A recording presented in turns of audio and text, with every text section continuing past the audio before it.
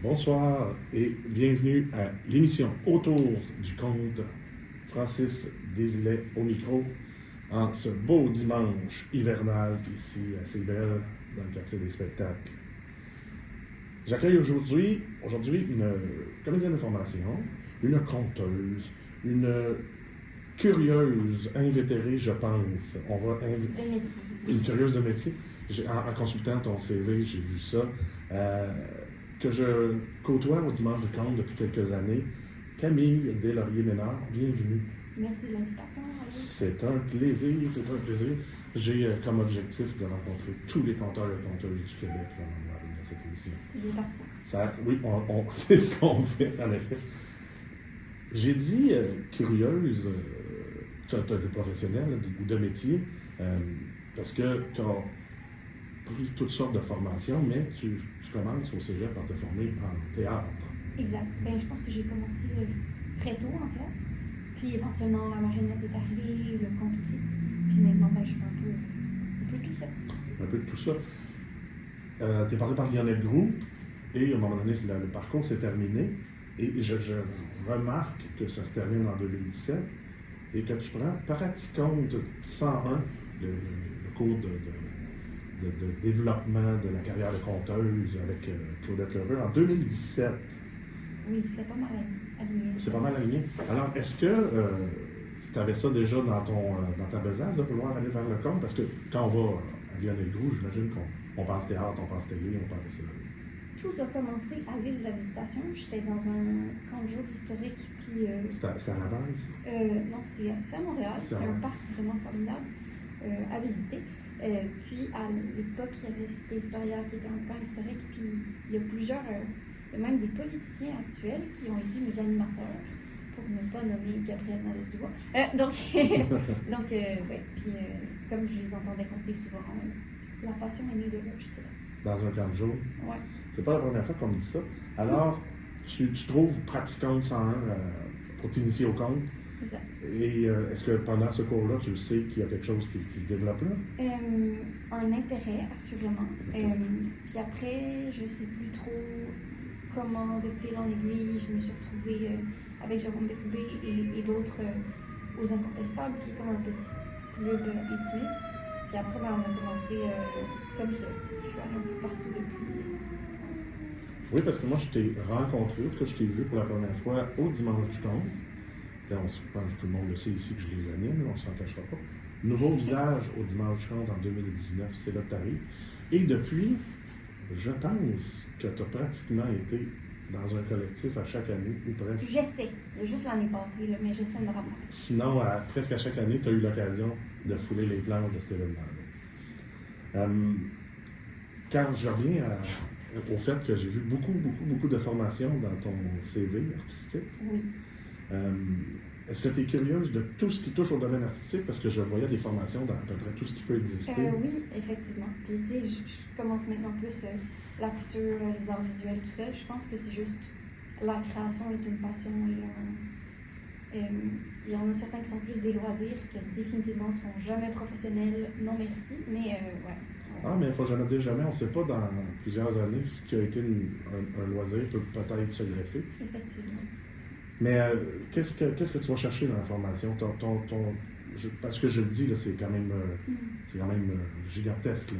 Oui, je me suis fait ma propre école, en fait. Après Lionel Groux, j'ai décidé de faire comme ça n'a pas marché là, faisons notre propre chemin. Puis je pense que c'est le fun de voir des démarches de plein de gens, puis de découvrir plein d'art. Puis j'essaie vraiment je fais beaucoup d'amalgame entre les disciplines, puis de points de rencontre. Parce qu'on va se le dire, si parfois dans la création artistique, on se retrouve un peu seul, dans le partage de la chose, on se retrouve avec plusieurs personnes. Exact. Et confronter ses idées, ça ne peut être que bon. Exactement. Il faut aller en voir des spectacles, il faut aller en voir chaque public, chaque personne qui nous écoute. J'aimerais ça qu'on parle, tu nous as pointé quelques sujets très intéressants, mais tu voulais qu'on aborde l'utilisation du conte pour l'éducation.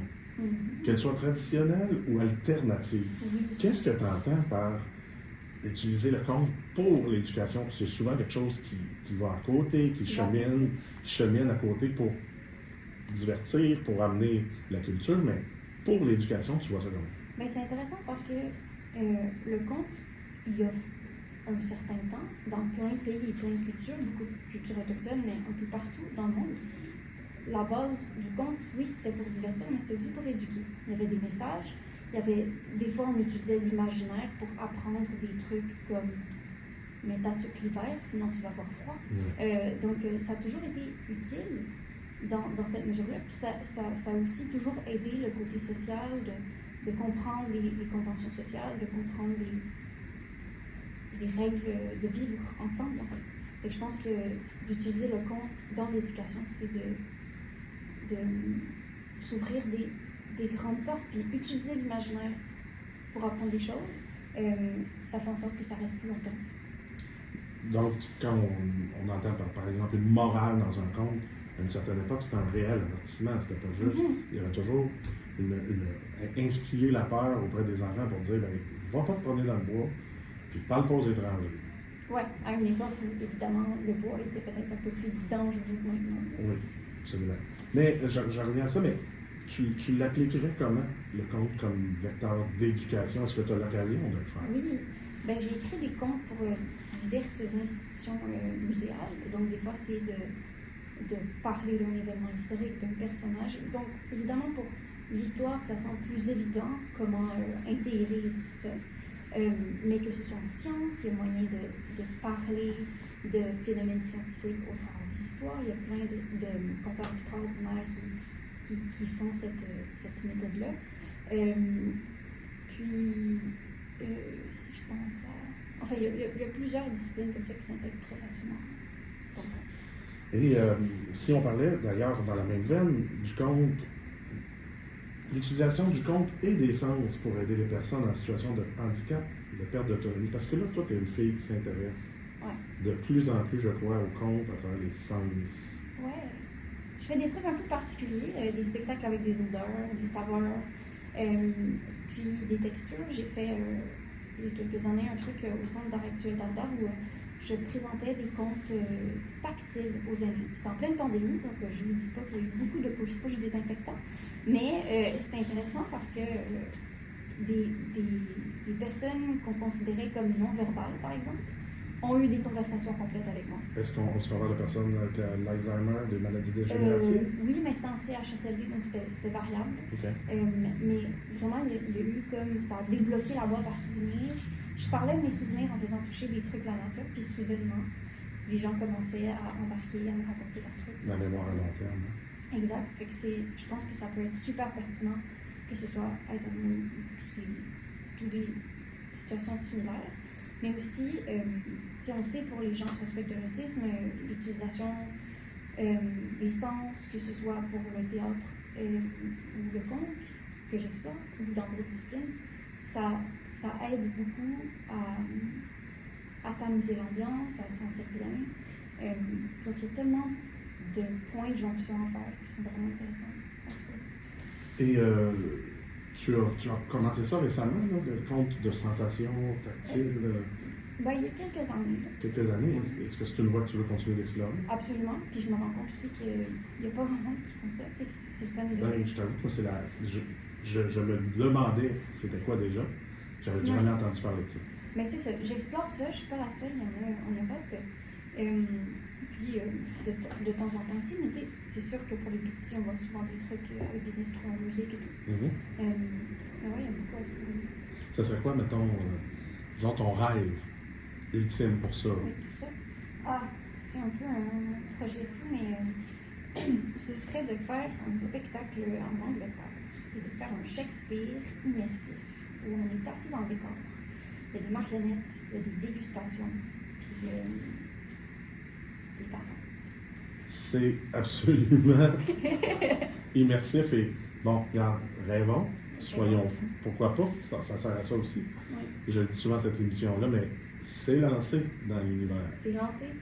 Y a-t-il des recruteurs? En tout cas. Et pourquoi l'Angleterre spécifiquement pour Shakespeare? Pour Shakespeare, juste que je me dis qu'il y a plus... Shakespeare dans la lettre. Oui, d'avoir plus de financement peut-être possible, mais après, je ne suis pas de là-bas. Donc, j'imagine qu'il y aurait moyen de trouver des moyens ici aussi.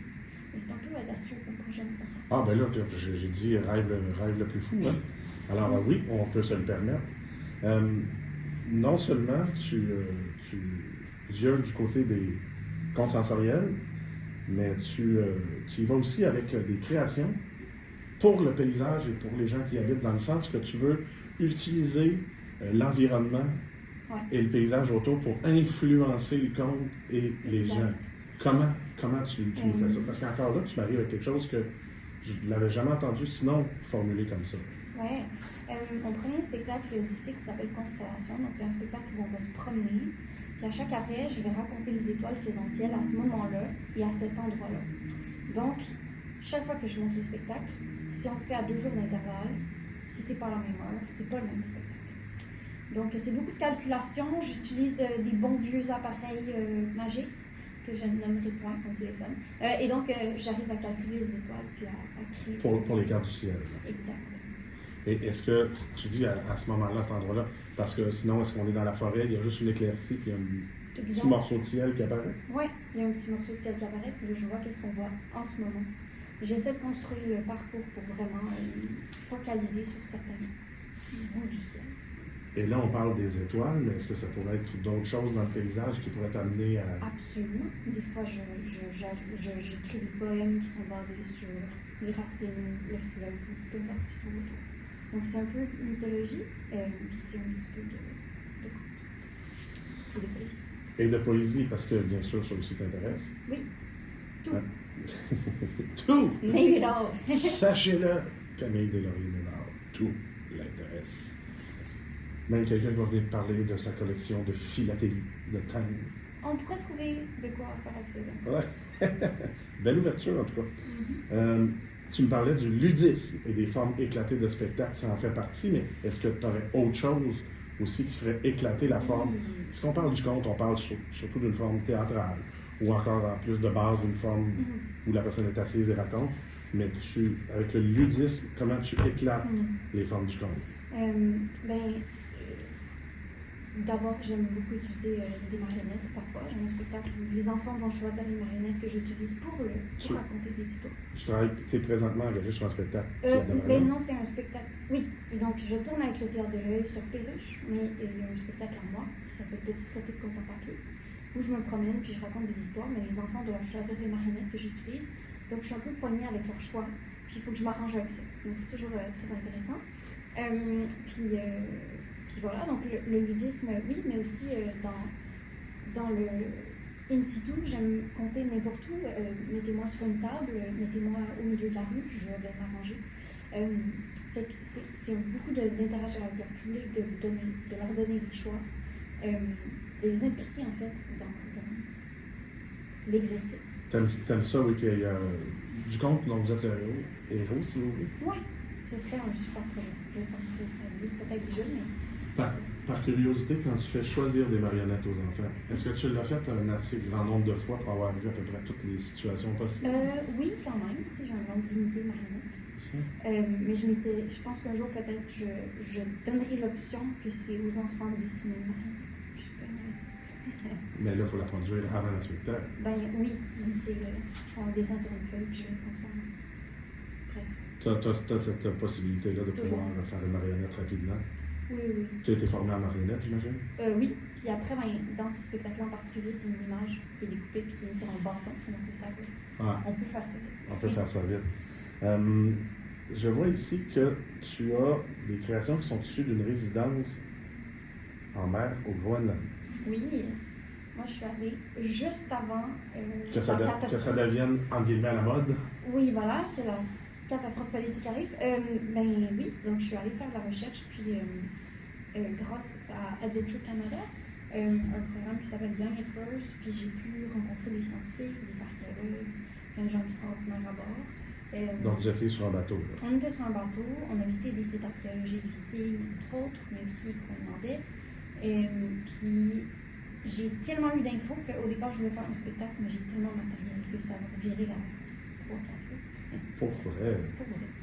Et qu'est-ce que tu as pu aller chercher là-bas? Est-ce qu'il y a des choses que tu peux nous dire qui s'en viennent avec ça? Oui, en fait, ce que je cherchais à la base, c'était la relation des gens avec l'eau, puis les gens qui vivent sur l'eau, à côté de l'eau, l'importance, en fait, de l'eau. Puis... rapport à la mer, dans ce cas-là. Oui, de tout ça. Et puis, j'ai appris plein de trucs sur des savoir-faire ancestraux, entre autres, et tout ça. Puis, un spectacle qui s'en vient, c'est Cœur de géant, qui est un spectacle pour enfants de contes de la région arctique. Puis, j'aimerais me trouver un moyen de créer un spectacle plutôt marionnettique pour un peu plus vieux, qui s'appelle Histoire de ma mère, qui serait des anecdotes vécues, en fait, par les gens que j'ai rencontrés, et les transformer en spectacle de marine. C'est beaucoup de belles créations, je pense, qui s'en vient pour toi. C'est magnifique d'entendre ça. Je te vois évoluer depuis plusieurs années. Et c'est beau ce qu'on voit dans ton parcours et dans ton désir de toujours aller plus loin. Félicitations, Camille. Merci. On va s'arrêter pour une chanson qui s'appelle Sisters of Winter de la chanteuse Milk. Pourquoi on écoute ça en quelques mots? Le sentiment est incroyable. Le sentiment est incroyable. On écoute Sisters of Winter. Sisters of Winter, pardon. On le sent bien où on est. À ce moment-ci, c'est le temps où je te laisse, Camille, le micro pour que tu nous racontes un petit quelque chose. Alors, je ne sais pas si ça vous arrive de regarder dans le ciel les constellations merveilleuses qui brillent. J'aime bien regarder les constellations occidentales, puis il y en a une en particulier que je trouve intéressante qui s'appelle le Serpentaire. Et elle est juste à côté du Serpent et du Sagittaire. Le Sagittaire, c'est un archer. On dit parfois que c'est Chiron, un centaure immortel, qui a été professeur de plein de héros. Achille, Héraclès, les jumeaux Castor et Pollux, et surtout Asclépios, un personnage qu'on ne connaît pas vraiment. Asclépios se retrouve dans les mythologies gréco-romaines, il y a des origin stories, plein de tragédies, évidemment. Il est le fils d'Apollon, Apollon qui est le dieu de tout ce qui est beau, la poésie, les arts, la musique, les gars cute. Il va devenir l'élève de Chiron. Donc, Asclépios, dans sa caverne, il va apprendre les remèdes, la médecine. Il va recevoir son bâton magique. Parce que oui, il y en a toujours un. Le bâton d'Esculape. Là, c'est peut-être un logo que vous avez déjà vu dans les pharmacies ou les cliniques. C'est un bâton avec un serpent autour. Attention, s'il y en a deux, ça va être plutôt le caducée d'Hermès, qui est le roi des voleurs, des voyageurs et des messagers. Donc, Asclépios, c'est l'ancêtre des Asclépiades, non pas la plante fluffy qui permet de faire des beaux manteaux, non, plutôt une lignée de médecins. Oui, parce que dans la famille, on roule sur l'or et le dévouement. Ça va donner éventuellement le serment d'Hippocrate. C'est le fameux serment que tous les médecins, les dentistes et les sages-femmes disent dans un petit sous-sol sombre avant de pouvoir nous ouvrir en deux. Bref, Asclépios devient dieu de la médecine et il a deux filles. Hygie, la déesse de la propreté, de l'hygiène et de la santé, bref, de la prévention, et Panacée, la déesse de la médecine par les plantes. Ensemble, ils font un trio d'enfer. Éventuellement, et selon votre source, Athéna, qui est la déesse de la sagesse, va donner du sang de Gorgone à Asclépios, le sang de Médusa. Je ne sais pas si vous la connaissez, Médusa, mais c'est une femme qui a des cheveux de serpent, et quand on le regarde dans les yeux, elle nous transforme en pierre. Ça pourrait être un monstre, c'est souvent la figure féminine de la peur, mais en fait, c'est une victime d'une situation plutôt fâcheuse, parce que Athéna est une prude. Et un jour, Médusa a eu le malheur d'avoir un croche sur un dieu, Poséidon, avec son beach body, qui va l'amener dans un temple, le temple d'Athéna. Ainsi donc, elle va se faire avoir par le dieu sur le plancher même du temple. Et Athéna va être tellement fâchée qu'on ose souiller son plancher qu'elle va transformer Médusa en Gorgone. Et donc, la tête va être coupée par Persée, puis envoyée à Athéna. Athéna donne la tête à Asclépios, et je ne sais pas pourquoi, mais les têtes de Gorgone, ça saigne indéfiniment. Et donc, tout le sang qui coule du côté gauche devient un poison, et celui du côté droit, un remède. C'est comme ça qu'il va faire ses petits miracles.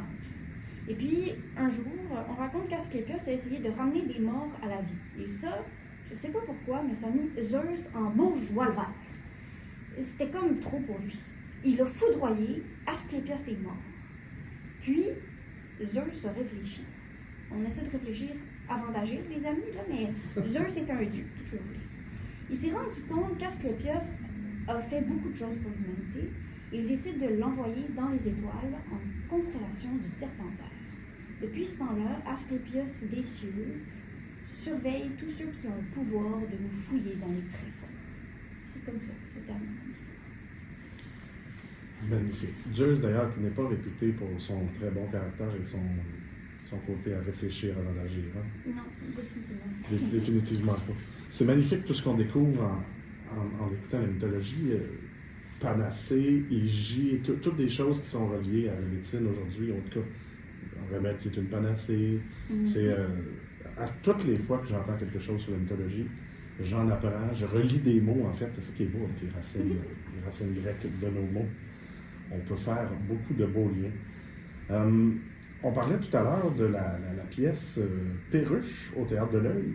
Est-ce qu'on peut y voir bientôt? Bien là, la prochaine fois, ça va être en Beauce. Puis ça va être pas mal la dernière fois. Donc, après 4 ans, je vais bientôt dire au revoir à cette pièce de théâtre. Quand même, c'est un beau parcours. Le tour du Québec.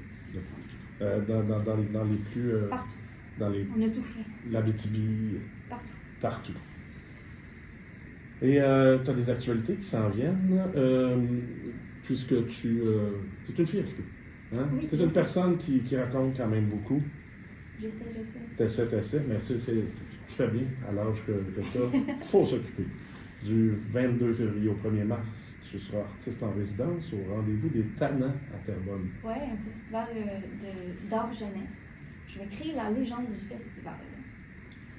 Aidé par des gens ou tu fais ça? Je fais ça toute seule. Toute seule? Oui, c'est excitant. Le 22 février, tiens donc, on pourra te retrouver à 19h30 au Dimanche du Conte au bar de jockey pour que le ou la meilleure conte. Yes. Est-ce que tu peux nous dire quel est le thème cette année? Parce que, juste pour faire un petit survol rapide, que le ou la meilleure conte, les gens qui participent sont appelés à créer une histoire autour d'un archétype d'un conte déjà connu. Exact. On a fait la chasse-galerie, on a fait les petits chaperons rouges, on a fait les trois petits cochons. Quelle sera l'histoire retenue cette année? Une de mes histoires préférées cette année, on fait Robin des Bois. Robin des Bois, quelle belle idée. Et là, j'imagine qu'il va y avoir une bande, des voleurs, quelque chose et tout ça. Il y aura beaucoup de choses, assurément. Beaucoup de choses. Ça risque d'être bien relevé. L'électron libre de la saison va être là avec nous aussi. 3 mars à 13h30, petit traité de contes en papier au Parcours Gouin. Peux-tu nous rappeler ce que c'est, le petit traité de contes en papier? C'est pour les enfants. Donc, les enfants vont pouvoir choisir les marionnettes que je vais prendre, puis ensuite, je leur raconte des contes qu'on connaît tous. Mais saviez-vous que ce n'était pas les 3 petits cochons, mais bien les 3 petites patates? Eh oui, vous allez voir. C'est pas pour en savoir plus, il faut être là. Il faut être là, au Parcours Gouin.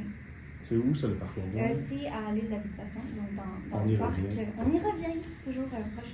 Donc, Boulevard Gouin. Boulevard Gouin, exact. On est dans le cycle, je pense? Oui. C'est ça. Là, ce coup-là, je l'ai eu, pas à Laval. Je t'approche, mais loin, en fait. Tu seras à Québec le 14 mars pour Chicane de clocher et concours de menterie, Festival de contes et légendes des Amis imaginaires, sous la houlette de Yolène. Donc, tu vas compter menterie? Oui, j'ai très hâte, mais je suis pas prête, c'est pas grave, j'ai le temps. On a le temps, là, on parle du mois de mars. Là. Ouais. On est quand même en plein cœur de février. Le 12 avril, te voilà de retour au Dimanche du Conte pour le Flirt et Fracas. Une soirée plein de petites épices, disons. Donc, c'est un mélange entre du conte et, je ne sais pas cette année si ça va être la drague, du burlesque. Il y a un peu de tout ça qui se mélange. Tout ça, ça va être une belle soirée. On va dans les sens qui sont titillés et par les oreilles et par les yeux beaucoup. Voilà. Une soirée en perspective. Et oui, ça l'est toujours, sous la direction artistique de Charlie Mulot. C'est bien ça cette année. Qui prend la relève de Jérôme Bérubé, qui nous a porté ça de même maître pendant longtemps. Pour ma part, si jamais vous nous écoutez, je vous invite ce soir à venir au Dimanche du Conte. Les aléas de la vie font que notre conteuse Katia Rock n'a pas pu être des nôtres aujourd'hui. L'ayant appris assez tardivement, nous, au Dimanche du Conte, on s'est viré de bord, puis la seule personne qui avait disponible, c'était moi. Alors, je vous invite à venir ce soir, Dimanche du Conte. J'ai su, moi, jeudi soir, que je faisais un spectacle. Et si vous voulez avoir un billet gratuit, le mot pour avoir un billet gratuit cette semaine est l'animateur. Restez des nôtres pour l'émission exclusivement.